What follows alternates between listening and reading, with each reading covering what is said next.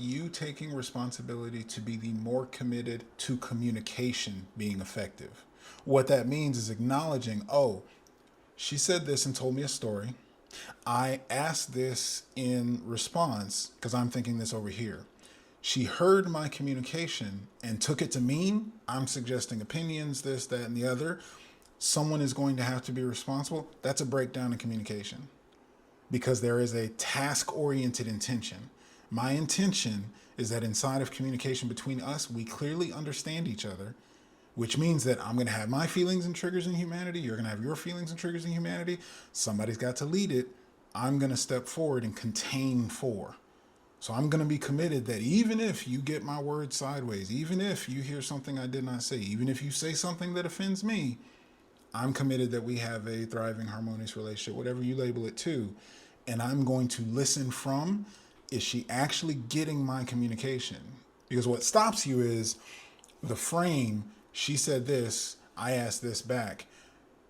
There was no mutual frame. There was her frame or my frame. And because what her interpretation of what I said, her frame was, oh, I'm insulting you. I'm telling you need to take on this, that, and the other. And you're feeling that in response while it never was your intention. It's just ineffective. It's what's over there in her head. But then there's an ownership. Well, now I'm in your frame too. I don't know what to do because now I've offended you. Now I've said the wrong thing. Now I've got to get right. I've got to do better. It's my fault over here. And we're at odds. I don't want that to proceed. But what's missing is to get in communication with her. No, sis, that's not actually what I'm saying. I want to be responsible. And the responsibility is to what you're committed to the dynamic actually looking like. And what that boundary shows up like is it may be explaining, look, I'm here to hear you out. You've heard me. I don't want to be in a yelling match. I don't want us to be fighting. And it's a, in the feminine context, this is where some feminine delicacy comes in because you have to stay connected to what are they actually hearing and receiving. And so it's masculine containment with a feminine filter of what are they actually feeling, what are they actually hearing, and such that there may be times you say something and it flips somebody over the edge, it triggers them. You can let them know that you've heard them, and you can let them know that that is not what you are communicating. I understand how you feel, why you feel that way. However, I need to be clear that is not what I said. That is not what I'm communicating. That's the undelivered communication. You just said it perfectly.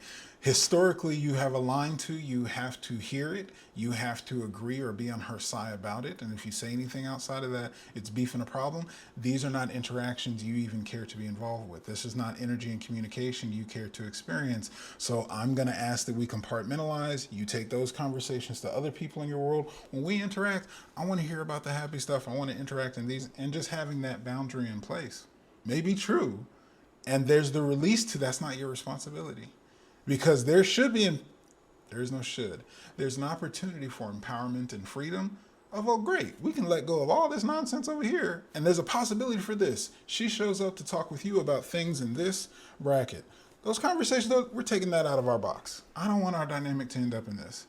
Why? If she asks, well, I feel like this comes up, you feel that way, I feel that way. I don't feel like getting into all that. So let's just not. I feel it would be much better, much more constructive. What I am committed to our relationship being is if we do these things over here. Those conversations, truth be told, I don't want that. And then it gives room, see, with the clarity and the boundaries, now it gives room, oh, sis, I actually need that. I actually value your opinion. So if that's the case, great. So we're going to take it on this approach. You're responsible in the listening for anything I say or don't say. This is not going to be a I agree, disagree, or we're at beef and odds. I can ask, would you like to hear an opinion? Would you like to hear a suggestion? And if not, cool, I keep it to myself.